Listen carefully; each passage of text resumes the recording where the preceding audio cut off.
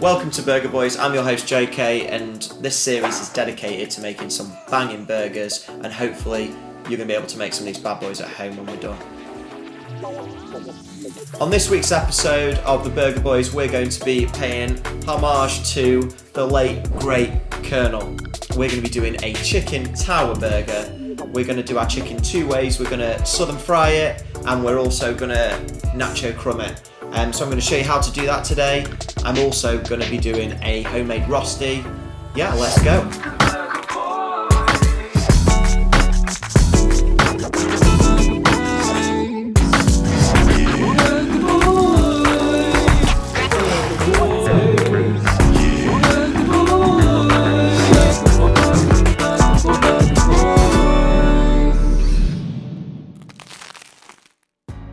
So first off, I'm going to butterfly the chicken, and then we're going to just take the fillets off. So pull the fillet off. We can actually use these as strips, little chicken strips, as a little side dish. And then I'm just going to run the knife, try and get two even, because I'm going to do a double burger, two even slices like that, and then slice it down the middle. So we've got two. I'm just going to repeat the process. Got one for the nacho chicken, we've got one for the southern fried chicken. It's a nacho crumb, it's a crumb. Right guys, we're going to be making a nacho crumb for some of our chicken. Probably the most simple coating you're ever going to do. Leftover bag of crisps, straight into there. Barbecue seasoning, chuck that in, like so. Cayenne, just go in there, just a little bit. What we're aiming for is for it to be super fine. You don't want any big chunks because it's not going to stick when you're frying your chicken.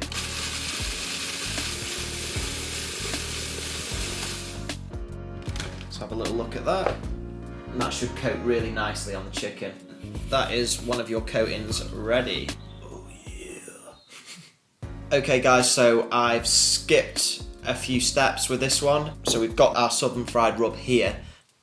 This is the list of ingredients: flour, barbecue, Cajun, coriander, paprika, cumin, ginger, garlic, thyme, oregano.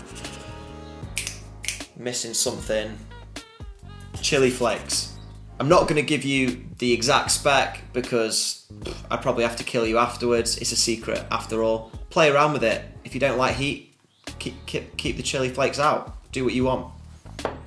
Cut the cheese as you please. Okay, so we've got our chicken. We've got our rub. We're gonna chuck the we're gonna chuck our chicken into the fucking dickhead. We're gonna chuck the chicken into buttermilk. That is then going to help the rubs bind onto the chicken. So chicken in. I always find a little cheeky top tip I always find is to keep one hand dry and one hand wet, because you're going to be doing multiple chicken into wet and you end up with a load of crumb all over your hands. Nobody needs that. So flip it over, and then whatever you haven't coated, use your dry hand to coat that chicken. Okay, so now I'm going to repeat the process with the southern fried chicken. So nice coat of buttermilk, flip it over, just make sure you've got a nice coverage. Perfect. And then bang that one in. So I'm just going to quickly do exactly the same with my little chicken strips and have a little look at that. Nice breaded chicken, all rubbed up, ready to go. Happy days. Right, so next up it's the rosti, which, as you are aware, if you've ever had one of the burgers in KFC, majority of them come with a potato hash brown, probably, I'd say. I'm now going to recreate the hash brown, but I'm going to do it fresh. It's beautiful. So first things first, we're going to our potato, and we're literally just going to grate our potato. I think that'll probably do us for two.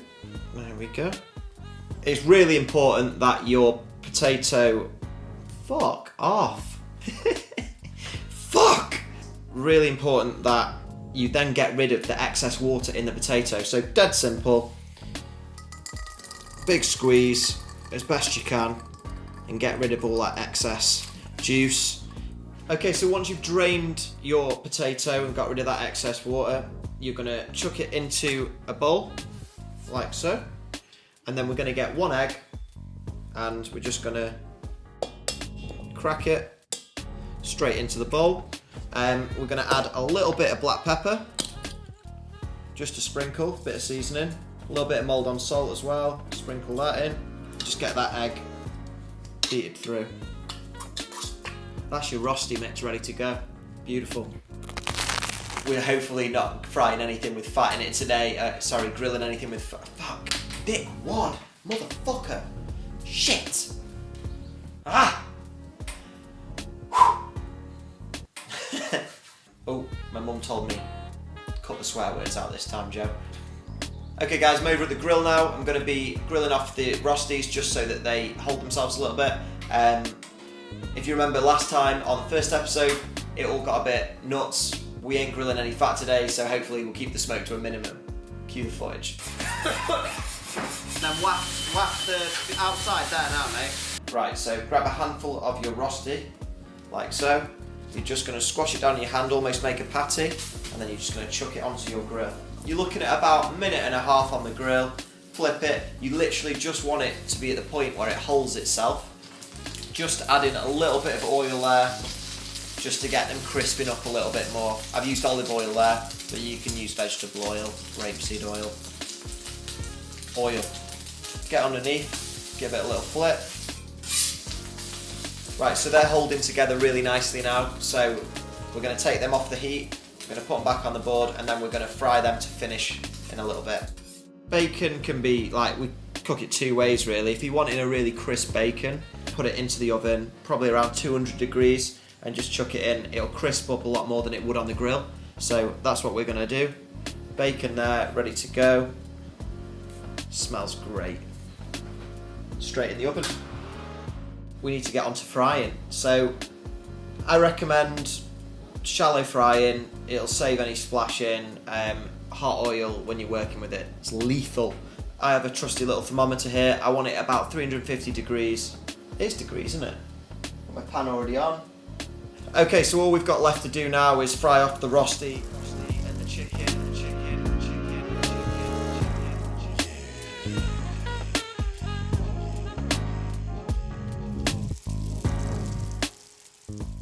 The chicken's just about there now. It's been cooking for about 7-8 minutes at about 180. We don't want it to cook too quickly. We want it to just cook just so it's through, so it's nice and juicy. Now we're going to add the cheese. We're going to turn it up to about 220 for another couple of minutes. Yeah, they're looking absolutely banging. And I'm literally just going to get my Monterey Jack cheese. There we go. Bacon over everything. Just put our rostis in there as well, just so that they're at a nice temperature. I'm gonna build. Go with a little seeded brioche, as always, a little bit of leaf, party 5 a day, beautiful. French dressing, and we're gonna go first patty, nacho chicken, rosti, wow, that is your southern fried chicken. Second rosti, burger sauce, just a nice little zigzag over the top. This barbecue sauce is chronic and it goes so nice with bacon as well. So I'm going to zigzag that over the top. And I'm going to put burger relish on because for me, I'm going to eat this and I absolutely adore onions and gherkins. So a nice helping of that. Lid this bad boy up. I just want to turn it around because look at that. Woo! Do you know what I mean? So guys, that right there is my tribute to the man himself, Mr. the Colonel, the boss, the big dog, and jeez, am I happy with it. I am buzzing. Can't wait to eat it, like, being honest. Yeah, bordering on doing something to me.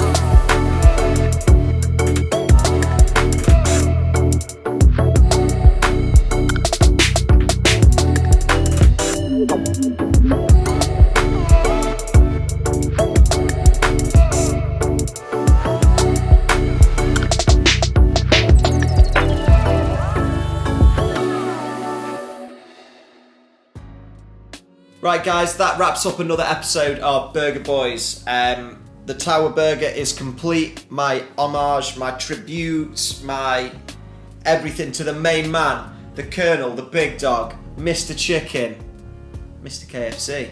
If you've liked what you've seen today, like, subscribe to our channel Junk Food Junkies for more burger related madness.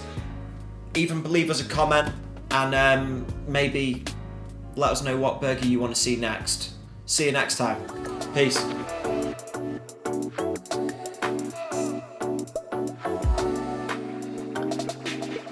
Couldn't get better than that.